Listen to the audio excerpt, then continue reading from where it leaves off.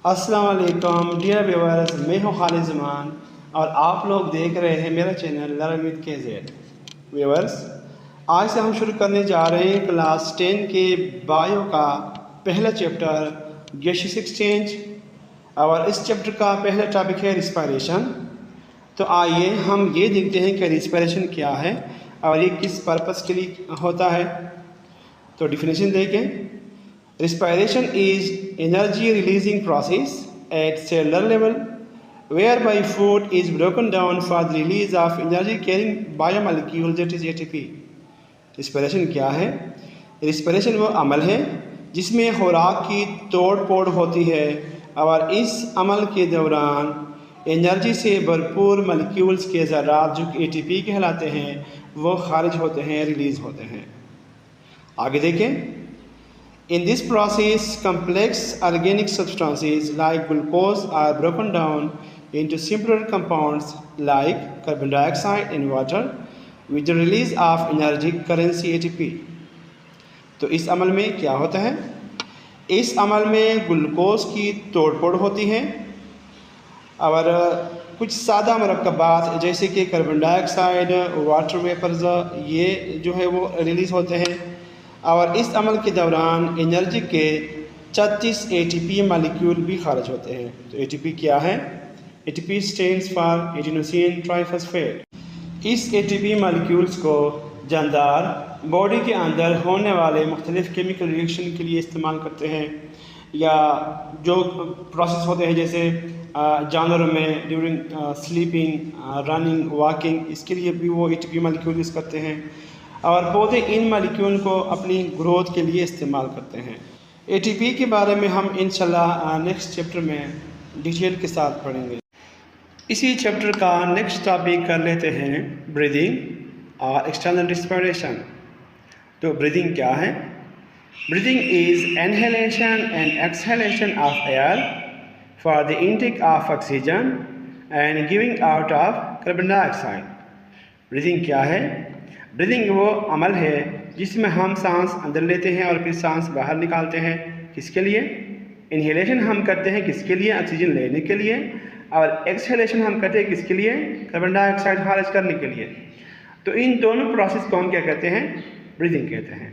मतलब यह है कि ब्रीदिंग का जो प्रोसेस है वो 2 स्टेप में कंप्लीट होता है। एक है इनहेलेशन और दूसरा है एक्सहेलेशन। इनहेलेशन को हम इंस्पायरेशन भी कह सकते हैं। तो ये वो प्रोसेस है कि जिसके दौरान हम कौन सी गैस लेते हैं?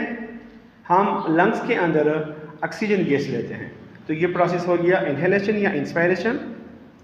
दूसरा है एक्सहेलेशन या एक्सपायरेशन। एक्सहेलेशन वो प्रोसेस है जिसमें हम लंग्स से क्या करते हैं? कार्बन डाइऑक्साइड को बाहर खारिज करते हैं। तो इसी तरह ब्रीदिंग का प्रोसेस जो है वो 2 स्टेप्स में मुकम्मल हो जाता है। आइए देखते हैं कि ब्रीदिंग में नेक्स्ट क्या होता है। In breathing fresh air is made available to the respiratory surface of lungs for gaseous exchange. Breathing में क्या होगा? ब्रीदिंग में ताज़ा हवा जो है जिसमें ऑक्सीजन की कंसंट्रेशन ज़्यादा होती है वो फेफड़ों के लिए, लंग्स के लिए गैसों के तबादले के लिए जो है मौजूद होती है। In higher animals lungs are the organs of breathing. जो हायर एनिमल्स है जैसे मैमल्स हैं, रेप्टाइल्स हैं, फिश हैं, एविज है, क्लास एविज यानी परिंदे वगैरह। तो इन सब में ब्रीदिंग के लिए जो ऑर्गन्स है वो कौन सा है? वो लंग्स हैं। इसी चैप्टर का नेक्स्ट टॉपिक है गैसियस एक्सचेंज। तो आइए देखते हैं कि गैसियस एक्सचेंज क्या है। The diffusion of gases from an area of higher concentration to an area of lower concentration, especially the exchange of oxygen and carbon dioxide between an organism and its environment, is termed as gaseous exchange। यानी माहौल और जानदार के दरमियान गैसों के तबादले, ख़ुसूसन carbon dioxide और ऑक्सीजन के तबादले जो कि अमल नफूस के ज़रिए वाक़या होते हैं, तो इस अमल को हम कहते हैं गैसियस एक्सचेंज। अभी ये डिफ्यूजन क्या है? डिफ्यूजन आप लोगों ने पढ़ा होगा कि the movement of molecules from an area of high concentration to an area of lower concentration, यानी हमेशा जो गैस के मॉलिक्यूल है वो ज़्यादा इत्तेकाज़ वाले इलाकों से कम इत्तेकाज़ वाले इलाके की तरफ वो मूवमेंट करते हैं। जैसे in plants gaseous exchange takes place during photosynthesis and respiration। पौधे क्या करते हैं?